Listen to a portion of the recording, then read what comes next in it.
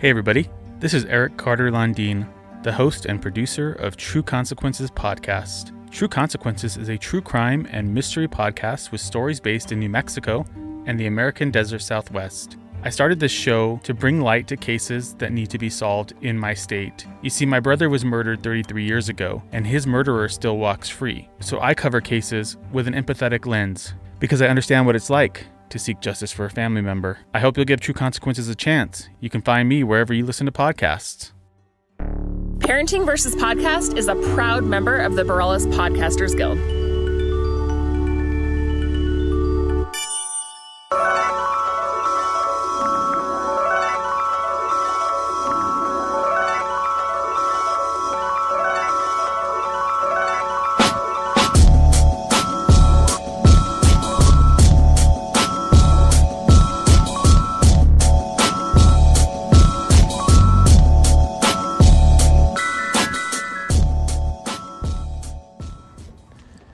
Welcome to the Parenting vs. Podcast.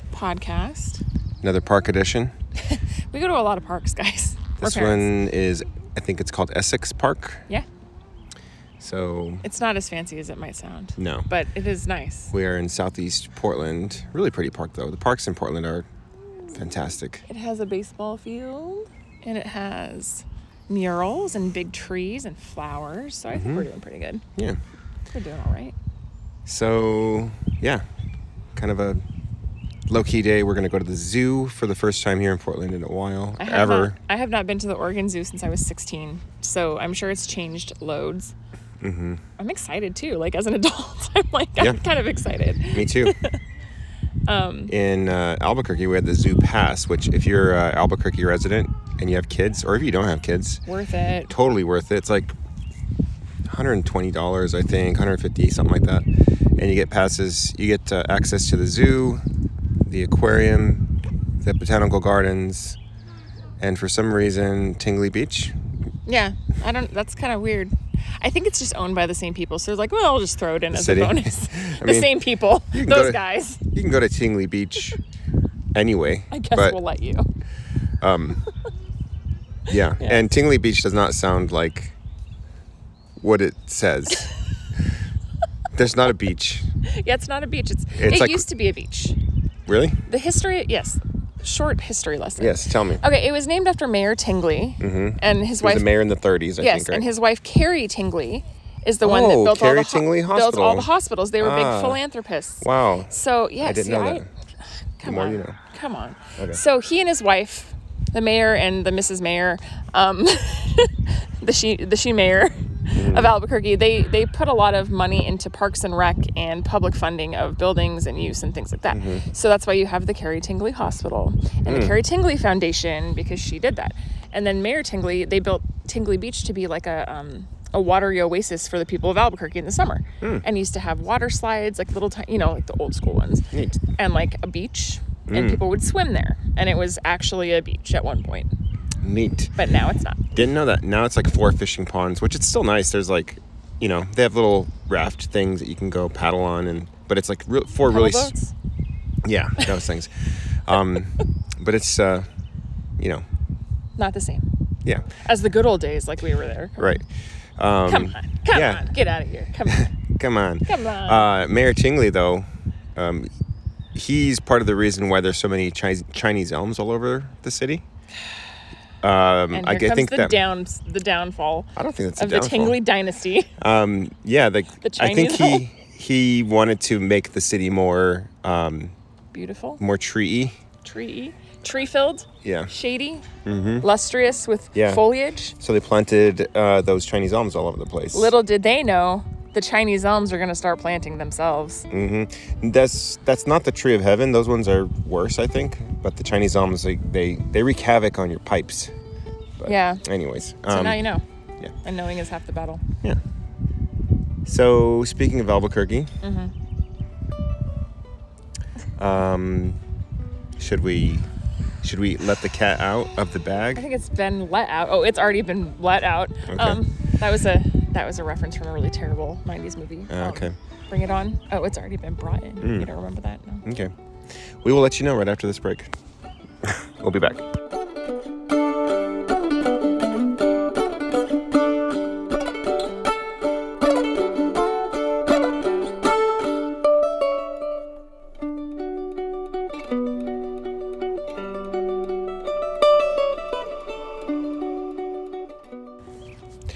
All right, we're back.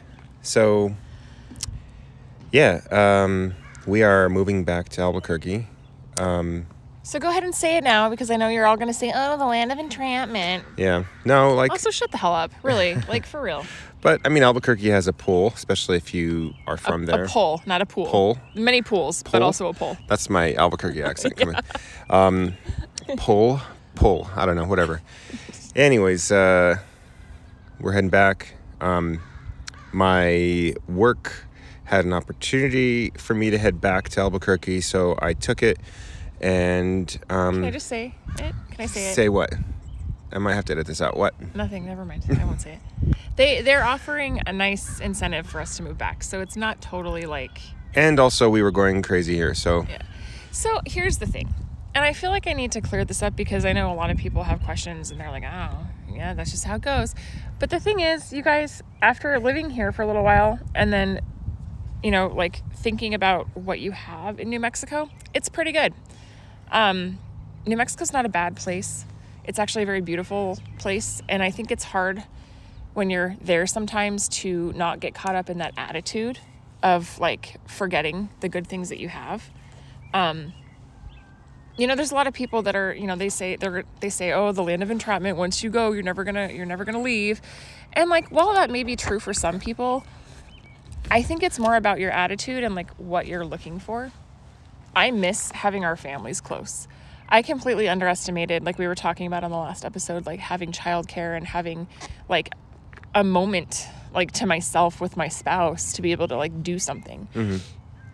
It's hard. And, you know, Albuquerque compared to a lot of places, including Portland, is affordable.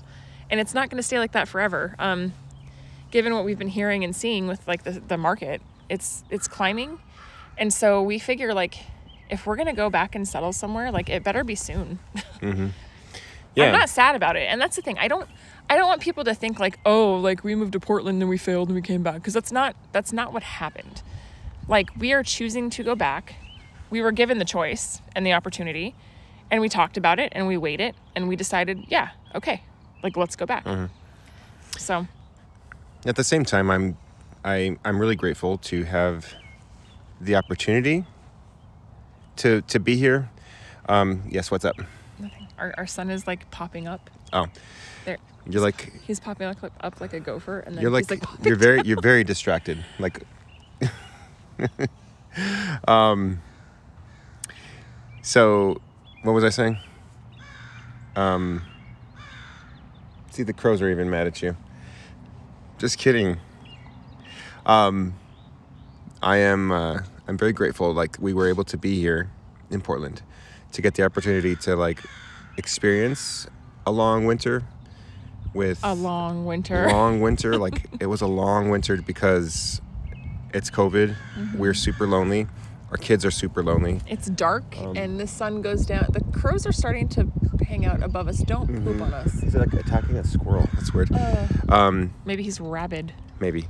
No, like it was really hard. Like from, do you need to answer a phone call? No, I keep getting these stupid like trash calls and I block every single number and It's like my expired warranty and Hi, this is Stephanie from the Department of MasterCard and Visa. Yeah, you got that one today. Sure, Stephanie, if that is your name. Yeah. No, like this winter was really tough. Like I didn't see the sun for weeks on end because number one, the sun doesn't rise in the winter here until like 7:30 or 8 or something. It's like 8 o'clock. And then it sets at like 4. Yeah. But even so, like if it did come out, it was hidden by clouds for the entire winter, and that was tough. Like we managed it, but it sort of just accentuates. Is that? Yeah, accentuates the lonely feeling that we already had, and then also our kids were lonely. So.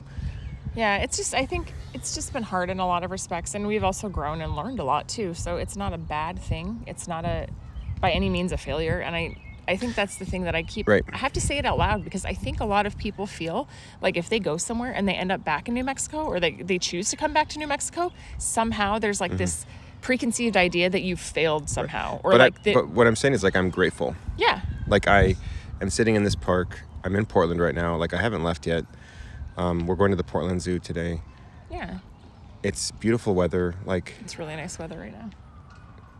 It's really something, like, it's an experience that I don't even know why the word failure would even come up, because what was my goal? Like, to get my foot in the door with, like, a career, and then, like, try to work towards something, and then I knew that they were going to probably move me around anyway. I mean, we've been told to Albuquerque anyway. To Albuquerque is a good place because, well, they know you're from there. Yeah. Yeah. I mean, they told us, like, straight on, like, when you started with Amazon, that, like, there would be some moving, and that Portland may not be, like, the end destination for us. So we were kind of already in that zone of, like, okay, we might get moved again, and, like, we know that, and, you know, we'll talk about the opportunities when they come up.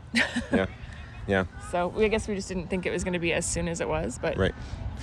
I know that when I head back, there are some things that I want to do, for sure, like, differently. Like, I want to, like, head up to the mountains more, to Sandia Peak, where there is, you know, beautiful forests, and it's cool in the summer. Like, you can go up 10,000 feet to 10,000 feet, and, like, when it's 95 down on the valley in the city of Albuquerque, you can get to a cool 75, and it's nice. It's refreshing, and it's not that far. It's like a 30-minute, 45-minute drive from your house. So some things, like, I want to do. I want to explore more of the state, even though, like, we did do a lot of exploring. I think that we did more because of COVID. Like, we were sort of like, okay, yeah, it's like, what else are you going to do? Let's get out. Right. You know, but I think now we have a really good idea of there's things we didn't even get to see before we left. That I'm like, do you remember we were on our way to Capitan Volcano, and I was like, I didn't realize it was this far of a drive. Do you want to just go off and see this lake I see on the map? And remember that? Yeah, like, it was like this dusty road. I'm like, are you sure there's a lake here? Because there's nothing. It had here. like a dock. It was Charette Lake. Charette Lake, you remember Charette that? Lake, yeah. It was like it's like Chevette, like the car. It was like a dock and like a pretty lake, actually, but there was, like, nobody there. Actually, there was one guy in a Prius, just like us. There was one guy there, and then he ended up leaving, and it was felt like super isolated. The only people on the planet. It was strange and weird, and like. And then there was, like, a herd of 100 pronghorn. Like, that was. There's some really cool adventures. And they were not scared of us. They just kind of stared us down as they walked by, and we were like, okay, then. Yeah. It was crazy too, because the lake itself, like, you could tell was really old, and it had been part of a town at one time or something, because there was like farmhouses, like, peeking out of the top, like, on one side, and a truck, like an old school 1940s pickup truck. And it was so cool, but, like, we never would have seen that. Like, we never even would have, like, we discovered something we didn't even know existed. And you know, I want to go to the hot springs. I've never been to the Jemez hot springs ever in my life. I want to do those ones, when I went to them, they were really off the path, and I think they were even on private property. There's other ones though that are like day use. Oh, like, really? Yeah. Yeah. I mean, that's not as exciting, but, like, I want to do that. I want to go to the TRC hot springs. Like, my friend Jenny is always telling me how cool it is, and I want to go. The ones in the Gila again? Yes. Oh my gosh, I love Silver City. Like, I cannot get enough of that place. Silver City is really cool. Silver City, shout out to you. You guys are the shit. I love you. I want to do some exploring too in southern New Mexico, like Las Cruces, some Alamogordo, like White Sands kind of thing, but more Gila. Like, Gila is really cool. Everybody like needs more Reserve. Gila I want to check out Reserve.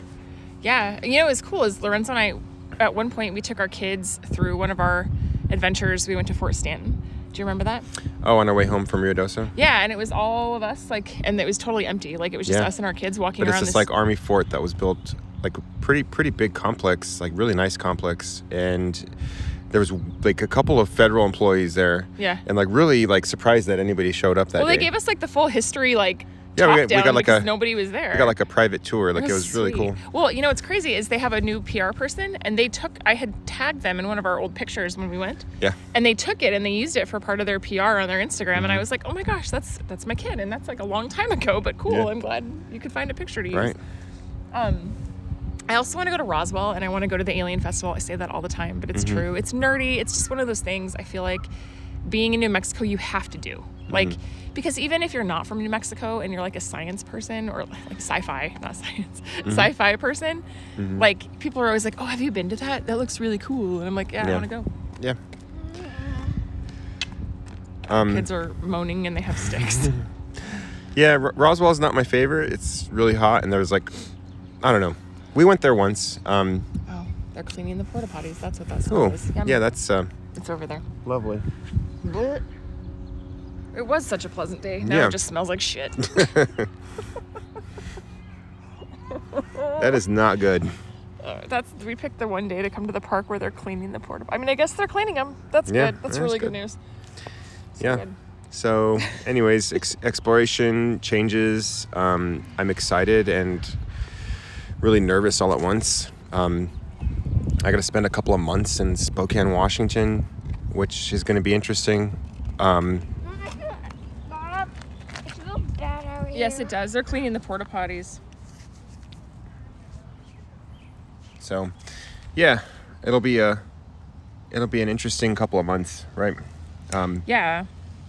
So, it's going to be an interesting couple of months. I think it's crazy because we have been stretched in other ways before when we lived in New Mexico, but being here has stretched us in completely different directions that I didn't even know we needed stretching. Right. But sometimes you have to be put in a situation that stretches you in order for you to realize that you need to grow. Totally. I actually wanted to shout this one thing out that I listen to and watch. Do it. So there's these guys on YouTube, and I might have talked about it before, but it's called Yes Theory. And basically it's about stretching yourself and doing things that put you out of your comfort zone. And their whole motto is seek discomfort. And you can buy banners or flags or sweatshirts or whatever that say seek discomfort on them. But their whole thing is you might be uncomfortable for a minute, but your life is going to be richer in the long run if you seek discomfort and you do things that are not in your comfort zone and you try things. Even if you try them and they're not for you, being able to say I did that and I tried it is so much more fulfilling than just being oh, I wonder what would have happened if. Right. You know? It's kind of along the lines of what doesn't kill you make you stronger. Kind of. Yeah. It's just more about putting yourself in these constant states of right. out of your comfort zone, out of what you would normally choose, maybe something that you wouldn't go off and seek yourself. Yeah, because I think if you're comfortable, you're not motivated really to grow. You don't really have to grow. But if you're in a spot that doesn't feel right, or where you're not getting by, or you're not surviving, you basically either have to survive or die. Right. That's evolution. Or you change. Yeah, exactly. You have to change something, right? That's exactly what evolution is. Survive, die, and sometimes in order to survive, you have to make really big changes. Yes, ma'am. I kind of want a snack. You kind of okay, want a snack? I have a snack in my backpack. Let me get you one in here in a second, okay? And then we're going to the zoo. Yep. All right. Okay, we'll Go get play and I'll snacks get in you a snack. Just a minute. A few more minutes and then it'll be snack time. I don't have any snacks with me right now. Okay. Should we take a pause or? I guess we should. Okay, let's take a pause. Snack pause. We'll be back. Thus gravitation pulls us near to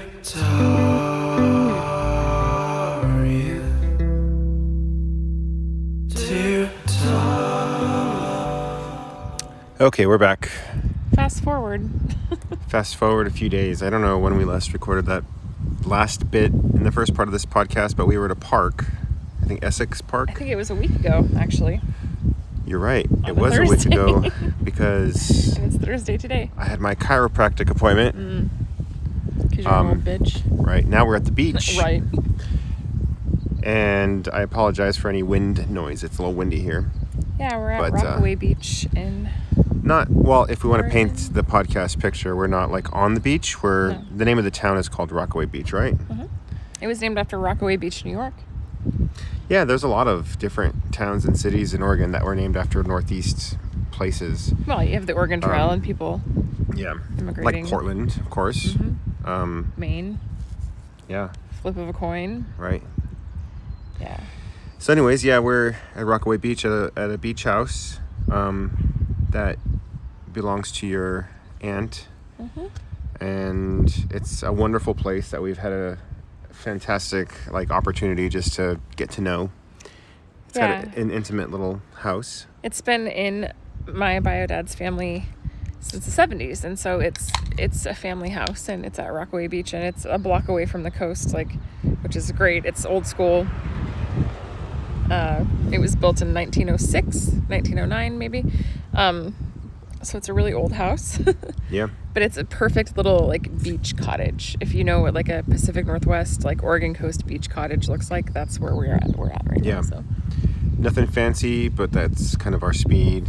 Little wood shingles. Right. Rockaway Beach is kind of off the map too.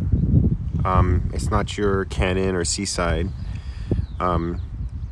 It's definitely not a tourist beach, but that's what I like about it. It's very sleepy, very quiet coastal town. We like to come here and just relax, and that's super nice. And my aunt offered it up this week, and this is literally the last time we're going to be able to go before we go back to Albuquerque. So we took it, and we're just here hanging out. I'm glad that you thought about that, because I thought for sure our Seaside visit with your parents a couple weeks ago, or last week, 2 weeks ago. Cannon Beach. Cannon. Cannon. Tolovana. I thought that was our last Oregon coast visit before the move, so I'm glad that we kind of took this. I mean, that was cool. Like, we went to Cannon Beach with my parents. They rented a house, and it was fun. It was a really nice, like, it was a 70s style house, like really close to the beach. It looked like you were hanging out in your grandma's house in the 70s, which was rad. But like, definitely more touristy, like a lot more people. Yeah. So I'm glad we're here, and we're enjoying this sunny day. It's supposed to rain tomorrow. Yeah. But today's, partly cloudy, pretty sunny, not super hot. No, it's like a perfect, like 60 degrees, slight wind. And this morning we went and we hiked in this grove of ancient cedar trees, and it's like a bog. And they have this really cool wooden, like raised, like a walkway sort of bridge, because it's so muddy. It's like, you wouldn't be able to do it without it. So that's really nice. We went and hiked that, and like we saw probably the biggest cedar tree I've ever seen in my life. Yeah. It was huge. It was like prehistoric huge. Yeah, it was gigantic. And they had built the little bridge thing around the trunk of the tree. And there were little benches that you can just sit there and just look at this giant tree as you're covered by the canopy around you of these different firs and different sort of trees and wildlife. It was really cool. There's also these like skunk cabbages. Is that what they are? Giant leaves. Like I put my foot up to one of them, and I'm like a women's size 10, so my feet are not dainty or small, they're huge. And these leaves like were just huge, super broad to my leaf. foot. Yeah, so really cool. And we saw I think it was like a white-tailed kite, which I identified using my my nature app. It's called iNaturalist. Shout out iNaturalist. Really it's a great app, actually. It's really cool. And then we also saw what looked like maybe a juvenile like bald eagle or something. My app identified it as a like red-shouldered hawk or something, but as I got my binoculars and was looking closer, you can see its beak is more curved. So it was huge. It looked like an owl. And we were trying to figure it out. It was kind of high up. We couldn't see, but it was really fluffed up and like perched on this. And he didn't fly, and he just like sat there. That's why I thought it was maybe like a juvenile, like eagle of some sort. But really cool. Checked out a food cart pod in Tillamook, which was nice change. What was the guy's place called? It was like Steve's Barbecue. Smoking Steve's? Smoking Steve's, I think. Yeah. Now I have to find it, because it was like, it was really good. They had a little food cart, like in Oregon, food cart little areas, courts. Smoking Steve's Barbecue. Is that what it's called? That's what it is. The food cart court. That's hard to say. Food cart court. Is a very popular thing in Oregon. Like, it's all over the place in Portland, and they're pods. Like they're not courts. They're pods. They're whatever. Called food cart pods. Bro. Yeah, but they make sense because they're typically like just really good food. I mean, a lot of the times it's just decent food. It's better than like a McDonald's or a Sonic or whatever. And you're supporting a local person, right? And there's some guy just smoking his meats. Smoking those meats like the Zuck. Yeah. Zucking it up at the food cart pod. Right. But it was really good.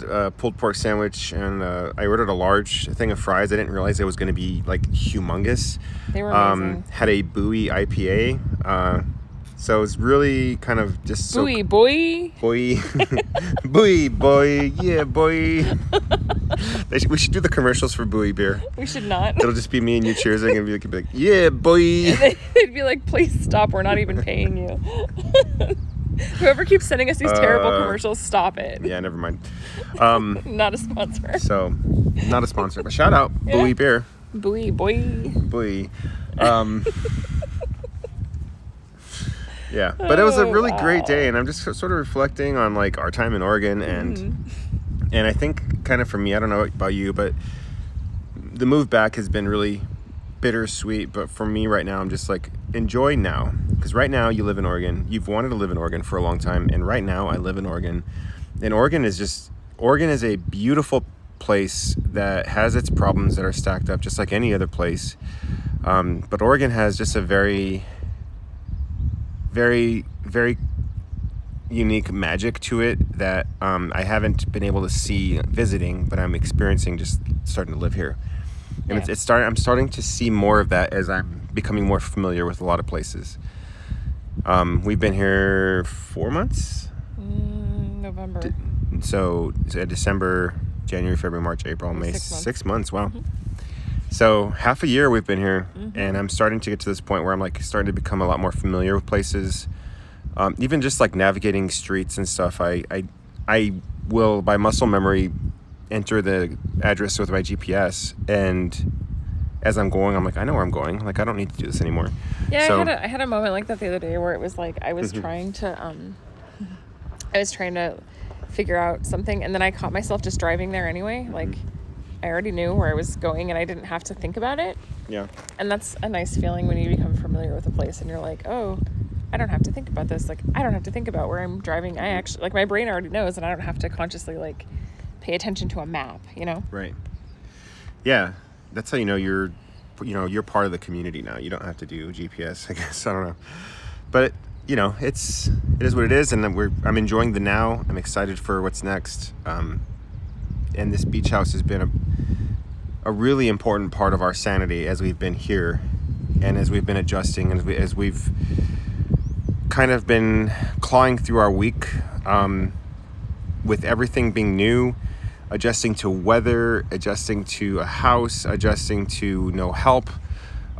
This beach house here in Rockaway, this tiny little sea cottage. Oasis. It's like a 2-bedroom little tiny house. Like, Yeah. has been a little getaway for us, and I've enjoyed it. It's like a physical place that offers like immense peace of mind. Like I was telling Lorenzo earlier, it's weird because I feel more at home and relaxed at this house than I do in the house we live in, like right now. There's just something very special and very warm about being here. And maybe it's symbolic too for me, but it's just, there's just like something just very relaxing and calming for our family. Like when we say, okay, it's a beach week, like we're going to go to the beach house, we can like drop the chaos of whatever's happening at home and just like go to this peaceful place, even if it's just for a couple days. Right. I hope we can find something like that when we get back to Albuquerque. And I was telling you, like, I do too. I am not going to take for granted a lot of different things that I think I did, being a New Mexican and Albuquerquean, Albuquerqueño, if you will. I'm going to definitely. Oh, we're mowing our lawn. I'm definitely going to. You're not going to need that in Albuquerque. People mowing their lawn because there's no grass. There's no grass. You're not going to need your People lawn. mow their dirt in Albuquerque It's for some weird. reason. Yeah. They're just like, I need this. I don't know why. I was just programmed somehow. Like, I have to have a lawnmower and mow the dirt. No, like Giovanni's. I'm gonna go to Giovanni's, even though it's like on San Pedro and Gibson. Giovanni's is a gym. It's not that far. Giovanni's is a gym. I'm definitely gonna get some more Giovanni's when I'm there. I'm gonna visit the Sandia Mountains more often. I'm gonna explore a lot of the different trails more often. There's just a lot of things that I want to do when I get back that I didn't really do and I miss right now. You know what I mean? It's funny because I feel like I'm starting to understand my parents and people their age more right now. Like how they all buy RVs and trailers and like go take their trailers out like for the weekend or for like extended periods of time. I get it now. It's like their oasis. It's like their little peace of mind. Like that's what they can do to like. It's their beach house. Right. It's their beach house. Like, and I know that sounds really stupid, but it's it's just this like portable little moment where they can relax in a different way. I would love to have like a little cabin or just buy like a teeny tiny little cabin somewhere in New Mexico, like somewhere like a cheap like A-frame cabin. Yeah. I mean, like honestly, I feel like we could even do that and it wouldn't be that crazy. Right. I mean, we could, yeah, for sure. I would Chama, wherever, like that would be like my kind of like retreat. I think it'd be super cool to just like find a little fixer, old school something, and just like make it your own, and then just use that as your place of escape and peace, you know? Yeah. And then bless. Oh God, I said it. Bestow and gift that peace to your friends and family when they need somewhere to go. You know, like let them do it. Yeah. You know, we're about a year away from buying a house with our debt to income, but I'm wondering like if the way things are going, we should just continue to rent and like buy a getaway thing. I mean, like our first time home is going to be. I think one of the things that you have to one of the stipulations, I guess, if you're a first time home buyer, is that it has to be live in it for like 4 years. It has to be your primary residence. No, I don't think that I would want to buy it on a first time home loan. I would just see if maybe we could like take out a loan outright. I mean, if you find something under $60K, like it's totally doable. Right. So, you know, that's one of those things I would consider, because you could put more down, you know. Yeah. Home buying with Lindsey and Lorenzo. I'm gonna buy a beach house, guys. Do it now. Let us stay there. So yeah. Let us stay there. Right. Please. Yeah. I'm sorry. I'm just enjoying the sunshine. Yeah, me too. Nice. I wanna go over to Flamingo Gyms. Who's Flamingo Gym? My best friend. I need to know about this man. This man's a legend in the Rockaway Beach community. Yeah. No, there's a shop. It's like a typical surf shop, like tacky, I don't think it's typical. Kitschy. It has the best like souvenirs and like shirts and stuff, and it's called Flamingo Gyms, and it's my favorite. And I love it, and I want to get over there today. We should. So. I mean, no, I don't want to go with kids. Like, I want to go. Okay. Not with them. I get it. I mean, I would take Luke, because he has money. Our 9-year-old has like money to blow from his birthday, and he's like, it's burning a hole in his pocket. Yeah. He bought a dinosaur and some gum. So far, that's where we're at. Oh, cool. Yeah. Oh, did he bought that dinosaur with his money? Mm-hmm. Nice. Yeah. That's really cool. Yeah. So some changes coming up in our life.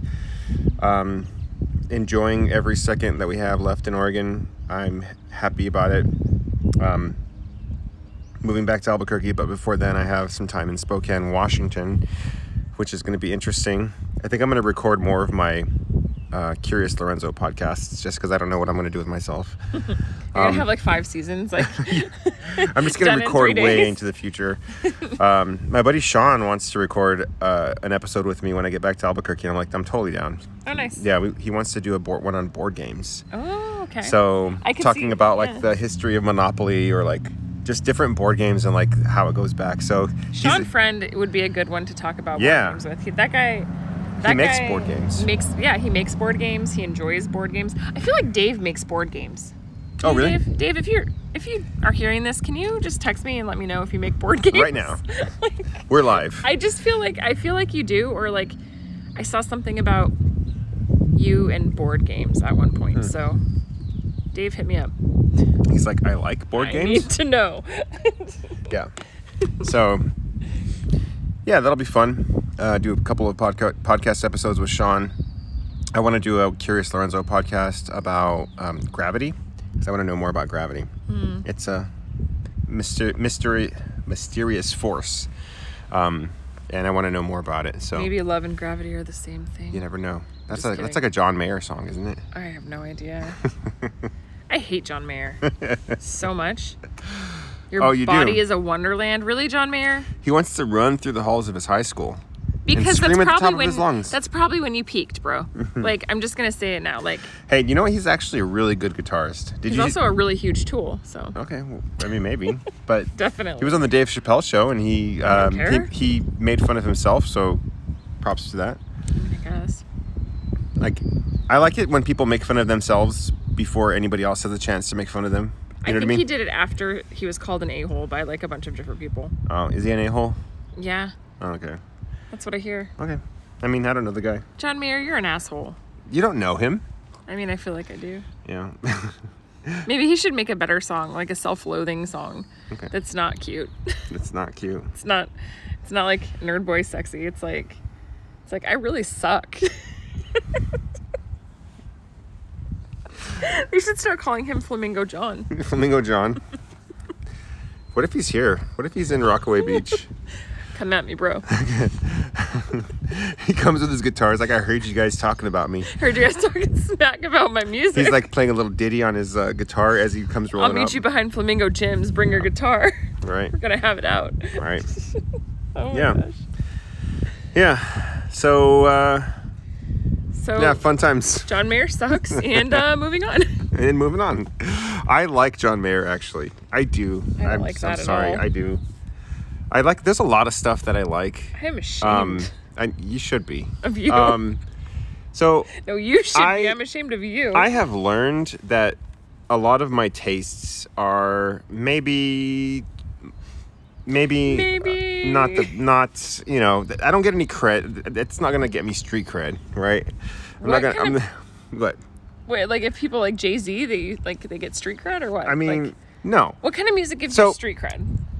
So need if clout? you know some like really cool intricate band, it's like an acquired taste, but like maybe like 10 people have heard of them, but they're good musicians. Like the band Japanese Breakfast, Yeah. Okay. Okay. There you go. they're super good. Like at it. a great band who they're great musicians, but like maybe you're like a handful of people who know them, and you listen to them like, oh my god, like whoever likes them, they must be really cool because they like this really cool band, and it's not like my cup of tea right now.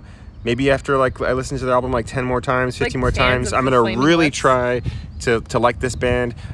Those people get cred, but for me, I'm gonna own my MXPXs and my Blink-182s and my John Mayers because yeah, they are good musicians and they're gonna appeal to a broad group of people, and I'm probably less of a good person because I like them. So, but whatever, I'm just gonna own it. Okay. Anyways, I'm glad you can sleep at night. I can actually. John Mayer as you can self. tell, in high school I got a lot of shit for that. For John Mayer, I wouldn't take any. Maybe shit not from John him. Mayer, just for like liking bands that maybe are not, I don't know, cool for the. Does that make sense? Yeah. I think you're talking I had about some friends who. status and clout and Yeah, I had some music friends who taste. gave me a lot of shit for liking pop punk. And for a brief time, I was sort of embarrassed to say that I liked pop punk. Mm-hmm. And then I realized, like, I don't care about them. Like, I'm just going to like pop punk. I don't give a shit. You do you. I'm going to do me. You go, Glen Coco. Anyways, even my wife gives me shit for liking pop punk, but whatever. It's not like all the time. You're like my friends from high school. You realize that? Do you want to run through the halls of your high school? And scream at the top of my I lungs. knew it. No, I feel like I'm not. Sometimes I don't feel like I give you shit all the time. I think it depends on the band.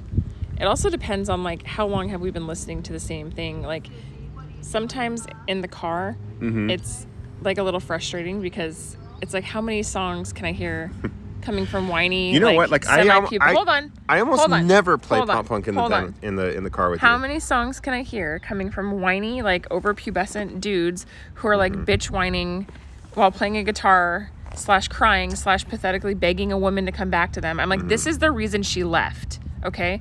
Because you do this. Don't do this. This is not what women want. Yeah. Like, no. Also, you're not a gangster. You're a white blonde lady. True. What does that have to do with anything? Your music. Oh.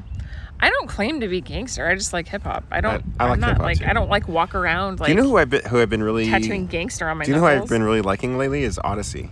Yeah. You don't know them, but I taught. Oh my god. Are we doing this right now?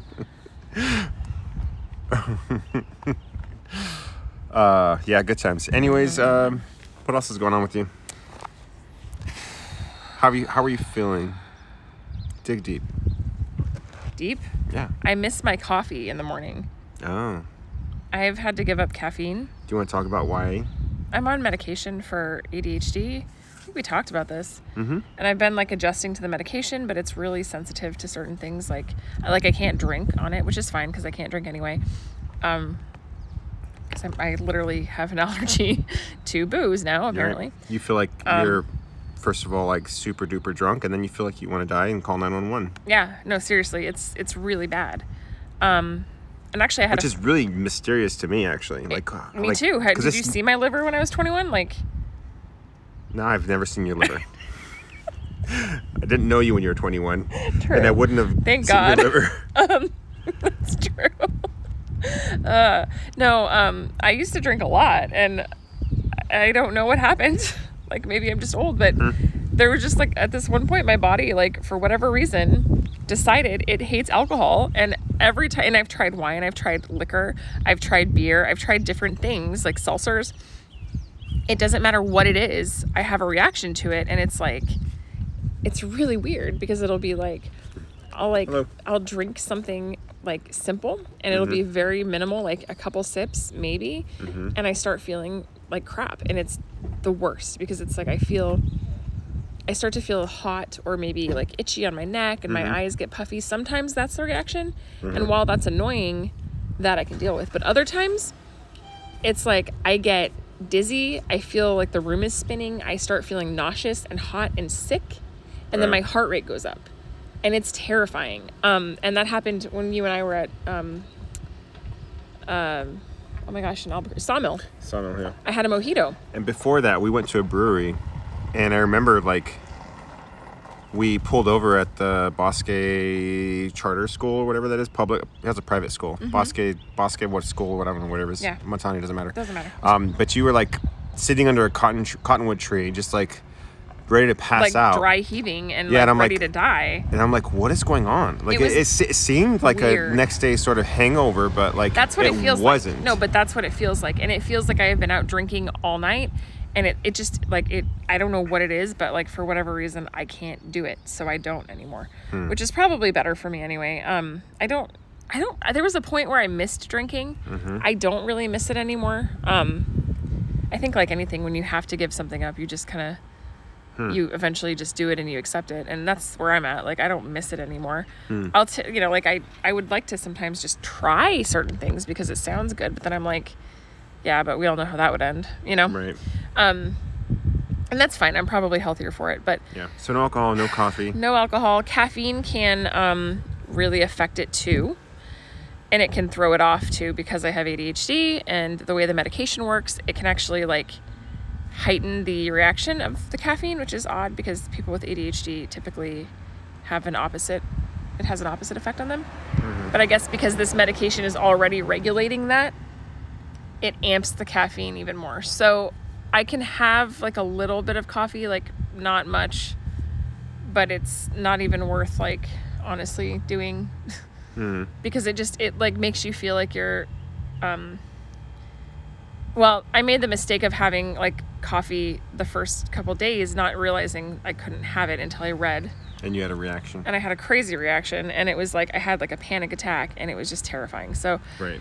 So I'm on, like, week 2 of no caffeine, no coffee. I did have, like, a little bit of Pepsi yesterday, and that was Just okay. one Pepsi. Not even one. It was, like, not even half of a Pepsi, and I was like, And it was just enough to get, like, the headache to go, but, like, that was Right. really it. Yeah. So I don't know. It's weird. It's just weird. So I've been dealing with that. I've been dealing with, like, readjusting my body to, like, things and doing it begrudgingly because I love coffee, and I never ever wanted to give that up. Yeah. So that kind of sucks. I don't blame you. But I will hopefully be healthier and have a little more money in my pocket because I won't be going to coffee shops and blowing it all on expensive lattes. So You did do the Tour de Portland of lattes. I did. There's proof on your Instagram. Oh, yeah. And there are some good lattes in town. I at least mean- got to do that before I got on this medication. Yeah. So I'm good with Yeah. that. I didn't get to do the brewery tour, but that's okay. I'm okay with that. I also got a chance to taste one of your lattes that I got you, which I didn't realize you couldn't have coffee, but it was a oat milk lavender latte, and Which is what I would have ordered had I been ordering for myself. no, like it tasted like, I don't know, coffee and plants. Like, I mean, I didn't hate it. It was good. I made the mistake of getting a latte, like, before I started this medicine. It was like a month and a half ago. And it actually was here in Rockaway. And it was from this coffee shop that I like, but they do CBD. And so I was like, oh, well, I'll do that. And I had them put it in my latte. And for whatever reason, the combination of the CBD and like whatever I had ordered just tasted like shit. It was the worst. Ew. It was tastes so like you were gross. chewing on a joint. Kind of. Yeah. It was just nasty, and I was just like, Yeah. There's an IPA from I think a couple breweries are doing them, but there's an IPA from I think it was what's the one that New Belgium in Fort Collins, Colorado. They did one that was with some cannabis. I don't know if it was like actual cannabis, like not no THC, none of that, but it smelled like weed. It was probably CBD.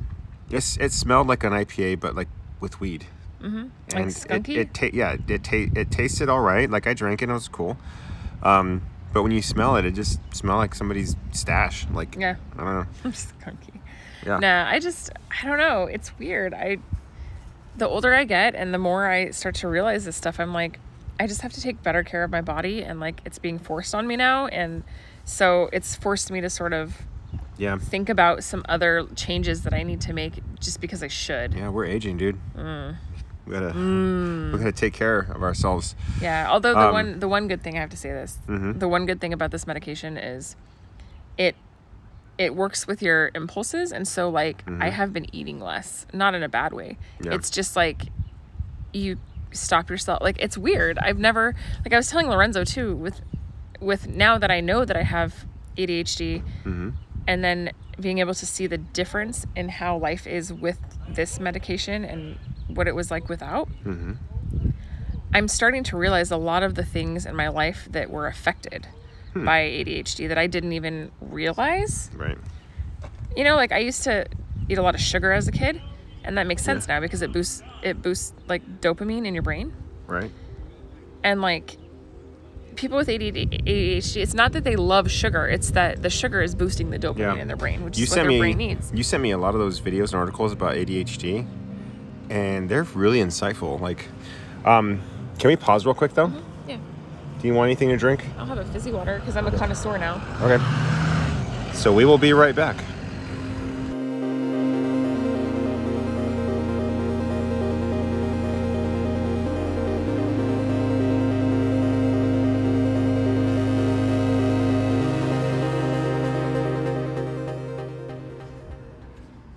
And we're back. We're back. Somebody's playing Green Day. Yeah. Which, they're from Washington, aren't they? Yes. They're from... Longview, yeah. Knew that. They started out the band in a bookmobile. They bought an old bookmobile and they... I didn't know that. Yeah, facts. They bought an old bookmobile and they toured around in it for a while. Wow. The more you know. Google it. Here comes my Look it up. son, who I told him not to come over here. No, Riley. I'm getting cold in here. He's getting cold in the house. The blankets make me even colder. I think that's not scientifically accurate at all, but okay. We're finishing up our podcast, my friend. Ow, my nose. Oh my God, what a shit show. So Lorenzo's gonna wrangle kids for a second. Oh, he's so pissed. Yeah, so I was kind of talking about ADHD, and I know that that's not super interesting for people probably, but it's interesting when you're 37 and find out that you have it and that you've had it your entire life, and it really changes your perspective on some shit. So it's interesting. Like I was saying before, the medicine that I have started taking it's Wellbutrin. So they use it for like smoking cessation and other things too. I can't remember what, but they realized a while ago that it is actually like has crossover benefits for people with ADHD without actually being a stimulant or like a controlled substance. So I decided to go that route first and see if it would help. And so far it has. And so it's interesting because it does help me with focus and kind of gathering my thoughts, and it gets rid of that general sense of overwhelm. It's weird. A lot of women with ADD or ADHD, I guess there is no ADD anymore. They took it out of the DSM-5. But anyway, a lot of women with ADHD constantly operate on this low-level sense of panic or like overwhelm. Like everything is overwhelming. It feels like life and all the demands of life are sort of coming at you all at once, and they're all very loud. And it just makes you feel overwhelmed, and it makes you kind of just crap out and not want to do anything. And then in turn, you get really depressed. So I kind of felt like that. And it's interesting because I was reading that a lot of women my age discover that they have ADHD after they have kids. And it's because they can no longer just operate their life on their own terms, which a lot of women do, beforehand, but now they have to take care of kids. And so the overwhelm and the day-to-day and the responsibilities of those things get really intense, and it's just like way too much for them to handle, which is exactly what happened to me. I went to the doctor and they told me, oh, you have postpartum depression. Oh, you have generalized anxiety disorder. And I remember thinking, like, I don't really think that I do have an anxiety disorder because I don't feel anxious. I'm not nervous about like something happening to me or my kid. I'm not nervous or anxious in groups of people. It's more like I feel overwhelmed all the time and I just can't shake it ever. And I can't relax ever. And so that it's a bummer that it was caught at 37 and not when I was a kid. But I'm learning and I'm figuring out a lot, and I'm realizing that a lot of the things that I never thought were a part of it are, and it kind of has changed my framed perception of my life and some of the choices I've made and the things I've done and maybe why now. And so it's interesting. The medication's helping. It helps with slowing things down and helping me make more thoughtful decisions and thinking more in long term. People with ADHD have a really hard time thinking in long term because everything's coming at them right that second. And so they are thinking in very short term because they want to appease whatever is coming at them in that moment. And they have a hard time thinking about long term. So you're getting into the nitty gritty right now? Mm-hmm. Yeah. A lot of people with ADHD, especially women, drop out of college, which I did. I think I talked about that. But because the longer it progresses, the more they feel overwhelmed and the more they feel like they just can't hack, like they can't cut it. And so they end up leaving because they just feel like I'm obviously like not made for this. And that's exactly what happened to me. I was great at partying and I was great at being social and I was great at making friends and I was great at living in the dorm. What is that? Somebody's got a loose belt in their car. Ah, excellent. But I was not great at managing and balancing all of those things at once. So, it's interesting. I've been taking some time, even with us going back to Albuquerque, I don't want to jump into getting a job right away. I really want to take some time to balance my life because I'm starting to find a sense of balance that I have never really had before. Mm-hmm. And I just need some consistency. So hopefully, when we get back to Albuquerque and get settled, I'll have some consistency and then I can build on balance. Right. So. Okay. Yeah, one of those things that you threw out, like in an article, which I thought was really surprising, is you said something like some crazy number. I don't remember what the number was, like a certain percentage of ADHD marriages don't work out. 80%. Was it that high? 80%. Mm-hmm. Was it for females or males, or did it matter? It didn't matter. I wonder why. Probably because I would assume there's two components. Like, one being that the other partner, the non-ADHD partner, does not understand what's going on with the ADHD partner, and they maybe take it personally, or they don't understand how that person operates, and so it really affects them. People tend to think that people with ADHD are very self-centered and selfish, and it's not that we're self-centered or selfish. It's that literally we can't focus on anything but what is right in front of us.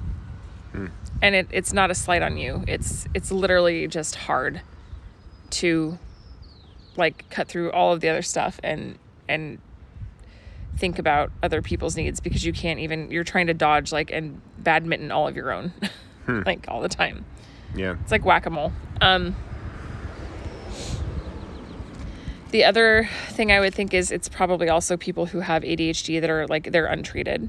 They're not getting help, or they're not doing things to fix it or manage it. It doesn't get fixed, but to manage it. They've just lived with whatever personality or however their lives have gone, and it's just part of their existence. Yeah.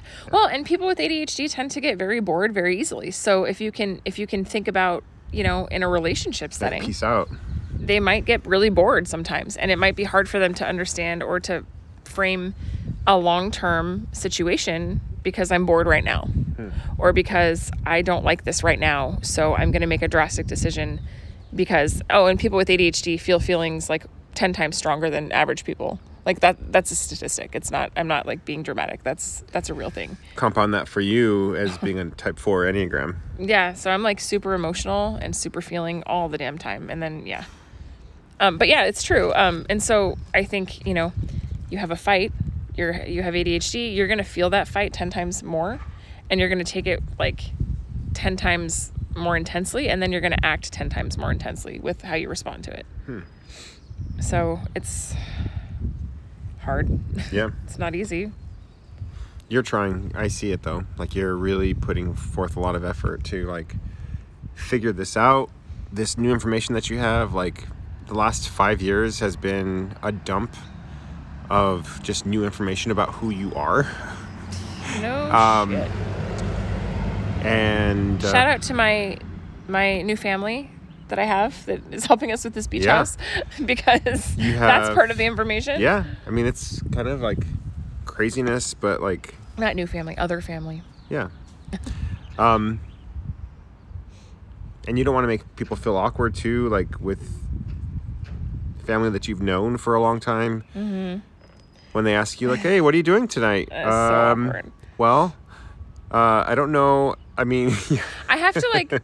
choke on my words because I don't know, like the dad that raised me, I don't know how much of his family knows about this situation and how much they know, if anything. And so I'm always kind of just like, I am hanging out with a friend. Like, I have to just like sort of gauge who knows about this situation with my dad. Right. Because I think you are just, you'll tell everybody everything. I don't care. Like it has. There's so many other people that are involved in this web of like family. Yeah. Like how do people, like you want to take into account like how do they feel about stuff. Yeah. But also does it matter like how they feel because this is your life. Exactly. But it's also their lives. Like I don't know, it's like a crazy thing, but. I think out of respect for my mom, I don't bring it up around her relatives because I know that that's not what she wants. And we don't contact a lot of... Just to recap, in case people are listening and they don't know what I'm talking about. No, so I found out that the dad that raised me, my entire life is not my real dad. I have a different biological father, and I found him, and we have a relationship, and I am getting to know that side of the family now. And it's just a very weird situation being an adult and navigating this. Like Lorenzo said, there's a lot of feelings. There's a lot of generational gaps in how you handle this information. Mm-hmm. My mom and dad's generation is like, don't talk about it. You don't want to embarrass anyone. They're like, my mom's like ashamed of her. They invented this, the term sweep it under the rug. Like that's so like our parents' generation kind of thing. It's real weird. But then, my bio dad's family has been really warm and embracing and like welcoming. I have not met anyone that has been like, who are you and why are you here? Like everybody's they're like, hey, come use our beach house. The more the merrier. Come on down. Oh, we all want to meet you. Like tomorrow I'm going to meet my bio dad's cousin and some more of his cousins and their grandkids. And it's just like, it's crazy. Mm-hmm. I met my bio aunt who owns this beach house last weekend, and it was awesome. And everybody's been really welcoming. But then on my mom's side of the family, it's like, if it's uncomfortable, you don't talk about it. You just don't. And so there's no acknowledgement of like feelings or dealing with things or sorting through things or working through things. It's just like, if it's unpleasant, you just don't. And that's kind of how I grew up with that ideology kind of forced on me. And being the person that I am naturally, I am not that way. And so it's really hard for me to just be like, oh, I'm not going to say anything. Like, I feel like I'm repressing a part of myself. And I'm not going to do that for other people's comfort. Like, I'm sorry. Yeah. I love my mom, but I try to respectfully just like not bring it up unless it comes up. And especially the dad that raised me. Like, I don't, unless he asks, I don't talk about it just because I don't, like, that's a whole different Well, that's like foreign situation. to me too. Like, my family is, everything's out in the open. There's nothing that you don't know about me. And there's, for me, it's like information overload. Like, there's some things I don't want to know about you. Yeah, I don't right? want to know about all of the details of every single thing about your daily life. We don't need to know about your poop schedule. Exactly. And how regular I you are. wasn't going to go there, but like, I was, because I've been in there when Yeah. that conversations happened, and I'm like, okay, well, and I not don't to need mention to know like this much. that, and then everything else. Like, I'm open, but I'm not that. I don't Nothing need is to know. off the table for my family. Like, it's just out there. But for your family, it's very much like surface level. Like, hey, how's it going? We missed you. I haven't seen you in like 15 years, but I'll give you a hug. And then it's, I will maybe see you in another 15 years. Or not. I don't know. Like, And if we do, it's going to be the same interaction that we just had now, and it's going to be Yeah. the same pleasant, hi, how are you? That's good. Right. Everything's perfect. Here's some pictures. Okay, see you in 10 years. There's not a lot of depth there, and Right. that kind of sucks. But, you know, in my bio dad's family, I feel like I'm getting to kind of make up for that a little, because it's been really nice.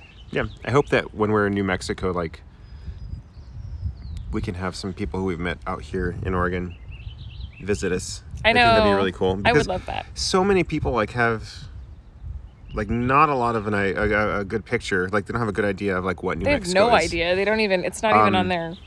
Yes, it's brown. It's not lush and green like it is here in Oregon. But it's also not like the natural beauty is not like bad. Like, it's like, to me it's beautiful. Like, you know what I mean? My cousin Amanda, who lives here in Bend, she was telling me, I was like, you should come and see me in New Mexico. I think you'd really like it. Now that you're like 25 and you're older, you can appreciate some things. And she's like, I don't know. I just don't really like New Mexico. I kind of hate it. And I'm like, why? And she's like, I honestly don't even know why. And I'm like, that's a little concerning to me, because honestly, there's a lot to like about New Mexico. And I'm not really sure like why you would approach it with like that attitude. Yeah. It's kind I of, kind of hate it. Well, that's terrible. yeah. Whatever. It's like, okay. Yeah, I think that you can always learn a lot from things that are different from what you know. Maybe they're mad because your Nana's there. Maybe. I don't know. I don't know. Whatever. Not my problem. Yeah. I love my grandma. I'm excited to see her. I'll see her in 2 weeks. Hey, there you go. So, Wow, 2 weeks. That's Yep. crazy. well, I mean, for us, it'll be a little over 2 weeks, but like Yeah. we're driving. Yeah. Speaking of that, I'm excited. Yeah. We're going to have a long haul of us driving. Right. On Amazon's dollar. Yeah, Lorenzo and I. So the kids are flying back to New Mexico with my mother-in-law and their great aunt. Yeah, my Aunt Carmen, Lorenzo's my mom mom's is coming sister. out. Yeah, she's bringing her sister. And she's like- see, that's my family. They're like, She's like, yeah, oh, Aunt Carmen's coming. We're everybody, like, okay, but we'll why? have a fiesta. This is Let's not, do it. This is not like a vacation. You know what? Like, party when they're down. here, though, I'm like, This hey, is guys, okay. tortilla time. Like, like, We make it invited happen. you here to make tortillas. Now go. I'm glad you're here. Make We're going to these have the tortillas. best stuffed sopapillas in Portland ever. We need to pack our house, bro. I don't care. There's time for stuffed sopapillas. All right. There's going to be Also- plenty of time. You're also, moving my back to the land. of My Aunt stuffed Carmen tortillas. makes amazing sopapillas, though. Really? She does. Your mom just brought her along so she doesn't have to worry about not having New Mexican Yeah. food. And my mom can make the beans. Like, I'm already like planning this. I'll make the pulled pork or whatever, and we're just gonna have a grub down. Like, we can invite Brenna And Jeff, and like Come on we'll have over, a New guys. Mexican party, dude. you're Let's do invited. it. Brenna, Jeff, you're invited. Come over. Yes. Yeah, I mean, whatever. No, I'm looking forward to, like, we had to plan a route back. And so Lorenzo's driving one car. I'm driving the other. We can't get a U-Haul because it's Crazy expensive. more expensive to get a U-Haul coming to the coast. Or, I'm sorry, leaving from the coast and going Yeah. in the middle of the Because country. apparently there's a mass exodus from all the coastal cities, Washington, Oregon, California. Yeah, cost of living is insane. So there's no U-Haul trucks that are that big here. They're all in the Midwest. They have them, but they're few and far between. Therefore, they are crazy expensive. Mm-hmm. Supply and demand. Yeah, it would have cost us the same or twice as much to get a U-Haul from here back to New Mexico as it did to get one from New Mexico here. So it's cheaper to actually have it packed in a truck and taken for us, which I'm fine with that. Yeah, whatever. So we're doing that, and then we are going to drive our 2 vehicles, and the first night is Boise, and we're going to stay at this Riverside Inn place, which looks really cool. Mm-hmm. And then after Boise is Salt Lake City, and we're gonna stay in the Anniversary Inn. It's like this kitschy, tacky, like anniversary, like each room has a theme. It's gonna be ridiculous, and I'm so stoked. I cannot even wait. You look scared. We're gonna stay in a covered wagon. I don't know if it's that room. Is it that room? I think it might be. Okay, it might be the covered wagon themed room. We're not sure yet. We'll keep you posted on that. Mm-hmm. And then the next night we're going to Moab, and we're staying at this really cool spot that Lorenzo found. Mm-hmm. You know, under the stars. It's like a tent, like a luxury tent. It's like a glamping yurt. Yeah. Tent thing. It was crazy expensive. I would have never booked it if it was like on my money, but Amazon, thank you very much. Yeah. Yeah, so we're going to do that, and then we're going to end up back in Albuquerque at my parents' house for a little bit until the truck gets there. Yeah. And then we're going to unpack. And then I'm going to Spokane, Washington for freaking 2 months. That'll be 6 weeks. Something else. 6 to 8, they said. They said 6 to 8? 6 to 8. Oh my good Lord. Well, it'll be nice. Yeah. Getting the kids enrolled in school next year by myself. Well, you won't be by yourself. Probably. I might be spending 4th of July by myself, though. It'll be all right. There's probably some good stuff going on in Spokane. I might have to go to Coeur d'Alene, Idaho, and just like relax on the lake over there or something. I don't know. You should. I mean, seriously, I'm a little bit jealous. I'm not going to lie. Like, I wish I was going with you, just not with my kids. Yeah. For 6 weeks. Yeah. Well, I'm not going to be there with anybody. And Coeur d'Alene's right there, and I was looking at the map of it, and Coeur d'Alene is like right on a big lake. I didn't realize that. So. Yeah. Aren't they going to fly you back to Albuquerque for once. like one time? Once. I would push for more than that. Yeah, but I'm going to have a whole week off. I would push. Maybe they'll fly me out. They would, but then I wouldn't be able to see my kids, though. Wait, but you can come back once and they would fly me out once? No, I have to pick one. Oh, that's dumb. So I think what I'm probably going to do, back. and I don't know why we're planning this on the podcast, but what I'm probably going to do is like they allocated a week for me to move. So I'm just going to come home for a week. Yeah. For that week. Yeah. And then come back and do my final week there. Whatever. Wait, what? So, like... I'm so confused. The week before this training thing ends, I have off of work. Oh. I don't have to work for a whole week. Okay. Because they're going to give me that time to move. Right. But since I'm already going to be moved, I can just come home. Yeah. So. Oh, but you don't have to go back to Spokane. I don't. Okay, I thought you meant like you have to come home and then go back, and I was like, why? No. So I can come home, or I can just stay there and do nothing. But I'm probably going to come home, either drive it or just fly it. Fly it. Yeah. You're like, I have a week off, so I'm going to stay here, hang out by myself. I'd be like, oh, F you, dude. Yeah. I'd be like, you'll be flying me up there. Mm-hmm. Your children. Mm-hmm. Yeah. So. Wow. It's a busy life we lead. All of a sudden. I know. All of a sudden. I know. 2020 has been nuts, and 2021 is even crazier. We both have our vaccines. Dose 1 in. 2 Dose is 1. This coming Thursday, a week from today. Yeah. I'm a little bit like nervous. Oh, you're fine. About side effects, like on the second one. It's just, I think it knocks you out a little bit more, but. Well, I have another appointment later that day, and Luke has a doctor's appointment. I have to be all over the place. Yeah. Actually, I'll just have you take him to his doctor's appointment. You do it. All right, whatever. I don't care. Well, you be in Thursday. Okay, well, we can talk about that later, but. That's so much fun. I know. All right, so what are you listening to? The sound of my own voice, mostly. No, I'm just kidding. But really, not really. What am I listening to? Good question. I've been listening to a book. I actually had checked one out on Audible, and then I didn't like it, and so I got this other one called Wow, No Thank You by Samantha Irby. It's a book of essays. She's like a black lesbian lady, and she's funny as hell. Like, she's so funny. It's a little crass. I can't really listen to it with my kids around. I have to put my earbuds in or listen to it when I'm taking a bath. But it's super funny. Is it? She's very snarky, and I can appreciate some good snark. So I've been listening to that. I have also been listening to a book actually about ADHD and marriage because I thought it would be helpful. I want to listen to that. It's good. I'm pulling it up right now. It's called the ADHD Effect on Marriage. And they have, by Melissa Orlov. She's like one of the foremost researchers in ADHD. It's super interesting, and it's been really helpful so far to understand. She was breaking down different cycles in ADHD marriages, like behavior cycles, and some of them are very familiar. And I was like, oh my gosh. Like, wow. You're like, I lived this. I could write this book. Pretty much. Except for I don't know how to fix it yet. But it's a good book, so it's helpful.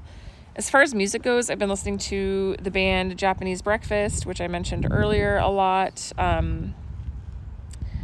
We were listening to a song yesterday called Yama Yama. Yeah. Do you remember? I'm going to play a little bit of it. It's ridiculous. Okay.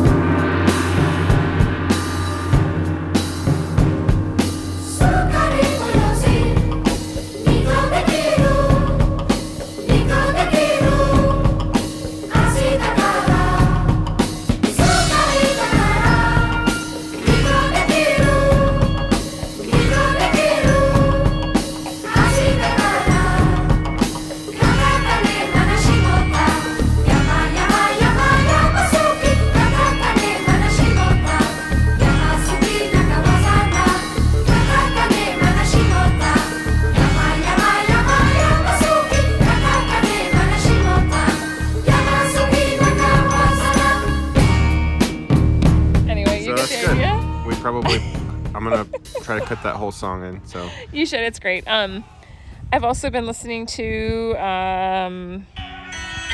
King Gizzard and the Lizard Wizard. It's very psychedelic. Whoa. Yeah. King Gizzard and the Lizard Wizard.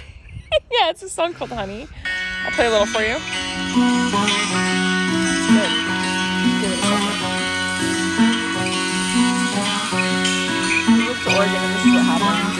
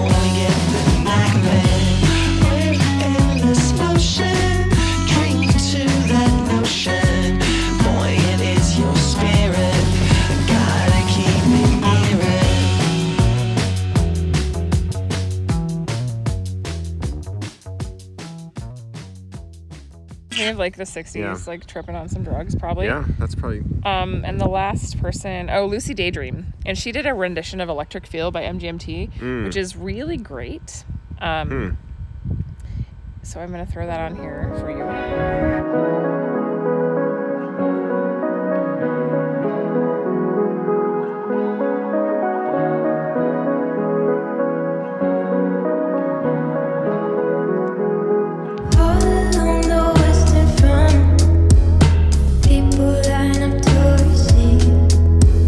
She got the power in her hand.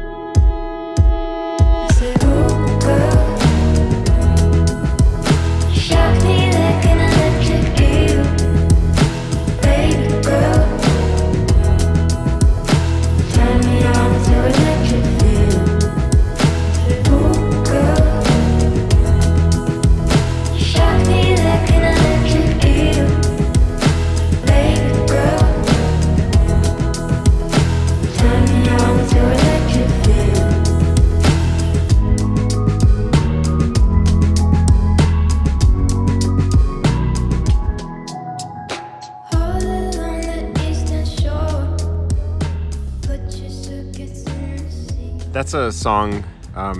When you've played it the couple times I've heard it, when you've played it in the car, is a really good song to drive through Portland with. Yeah, it is. I do that all the time, actually. It's just like when I'm driving, that's what I throw on most of the I love driving through Portland, especially like heading east on 84, which they call the Banfield, which I found out. Heading east on the Banfield, and then going south on I-5, and then just like, you know, you see Portland to your left, you see Portland to your right, the Willamette's right there. It's really pretty. Like in the song, like that's a good song to jam out to if you ever drive through Portland. So I listen to that when I'm driving in Portland, and I also listen to Japanese Breakfast, the song Roadhead. I'm going to play just a sample really quick, okay? Because this is my other driving through Portland song. Okay. All right.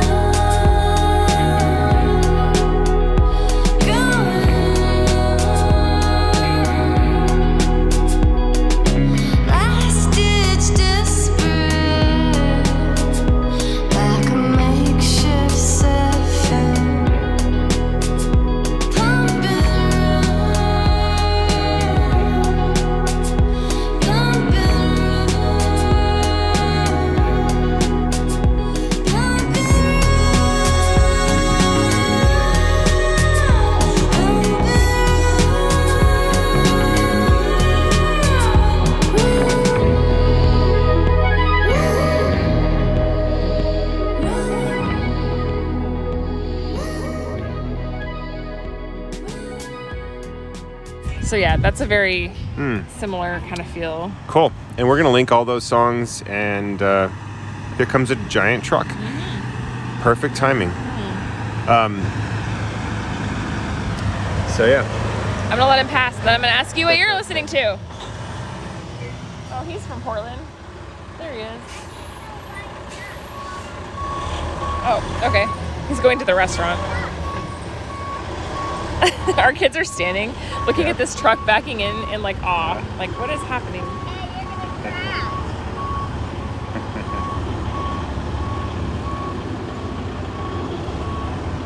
Come here, guys. I said, come here. We did. All right, now go back inside. Hey, don't do that. Hey guys, get your shoes and socks or your sandals on. Go inside, get your shoes and socks on. We're gonna go to the beach. Yep. Close that door. Close. She's just gonna sit right there because that was not any of the options we gave her. I brought their flip-flops. Oh, okay, you're very sweet. We're total She's dicks. really sweet. You What? know that? I'm gonna sit right here and not bother you. Yeah. I don't know why it's backing up. I don't either. Yeah. I'm just gonna give you this. Thank you. Is it a flower? Thank you. It's beautiful. Juju, you don't have to worry about bills or anything else. Would you stop it? Enjoy You don't it. need a man. You don't say I don't need a man. Yeah. Say it. Yeah, she doesn't have. Say I don't need a man. Not right now. Not right now. All right, you want to finish this up? Yeah. What are you All right. listening to? So I'm listening to. I think you covered music. I'm not really listening to a lot of music. I started to listen to more Foles, which I really love their. It's just like a good rock. They're just Like so good. sometimes I get lost in like the dreamy, sort of emotional, sort of just like rain, melancholy, soaking my emotions music. That Easy to do. Yeah, that I forget that there's rock and roll in this world. So when I remember that, when I'm reminded, like I just need to listen to Foles. You know what I mean? Like Foles. Oh, they rock so Foles hard. is a good. They're just solid, just great music. Did it? We just sound super old when we said that. What? I'm like, they rock so hard. They rock my darn socks. Right off. Yeah, so Foles is good.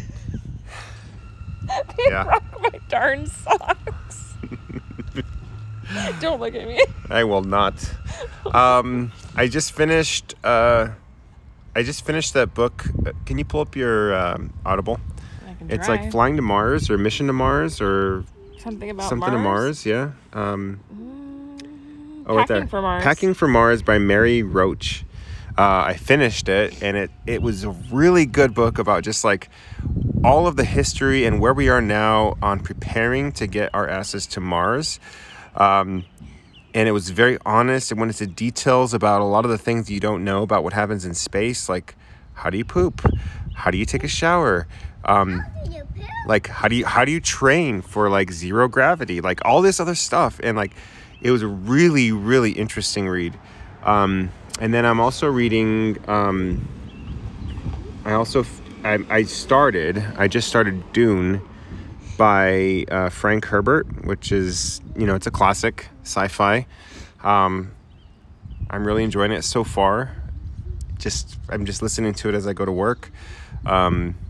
So that's what I'm listening to. Dude. As far as podcasts are concerned, go ahead. I was going to say, it says here on Audible that Billie Joe Armstrong has a book called Welcome to My Panic, Words and Music. Ooh.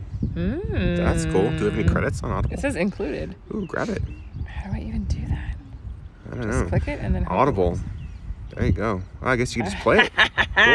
Cool. All right. So, yeah, I've been listening to audiobooks on my way to work.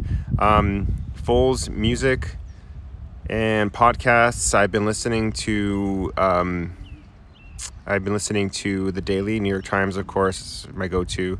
Love The Daily. And I think that's about it for podcasts, which is kind of crazy. I did listen to part of the most recent episode of What's Up ABQ, Burles Podcasters Guild podcast. Shout out Burles Podcasters Guild, of course. There's a lot of great podcasts there. So if you're curious about like a cross section of Albuquerque, like you got everything there. That's true. I would especially recommend Dad I Have to Pee and Brian and Gio had a podcast.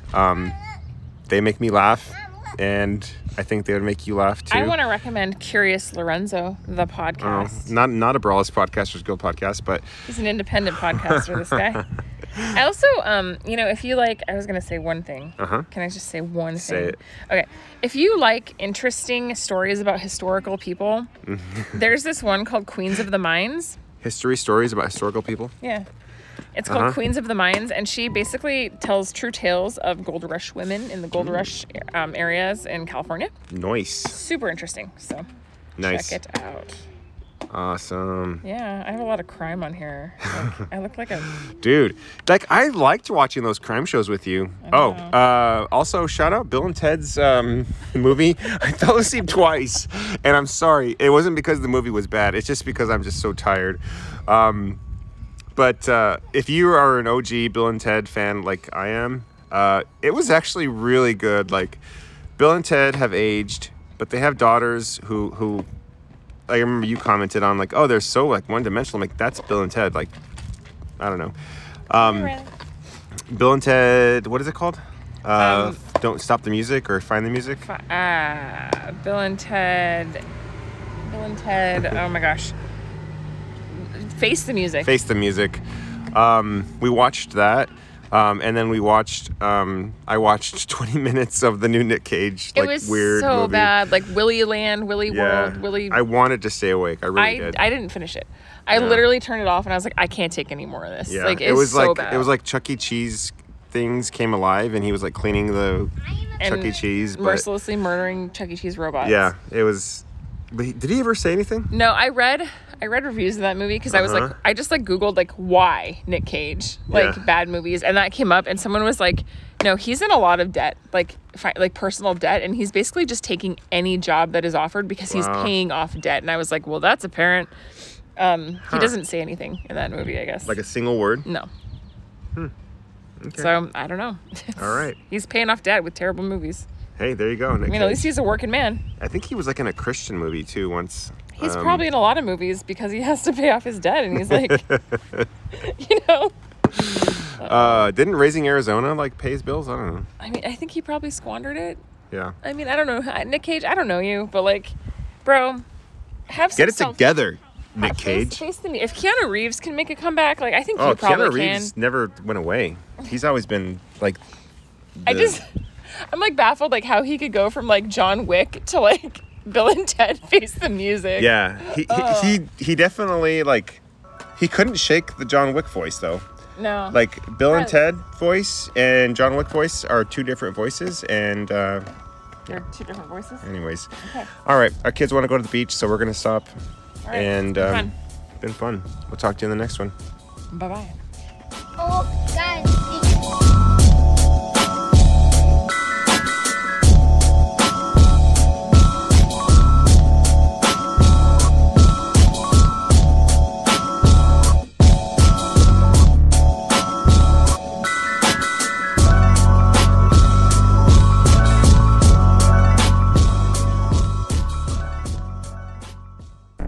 Parenting vs. Podcast is a proud member of the Bareilles Podcasters Guild.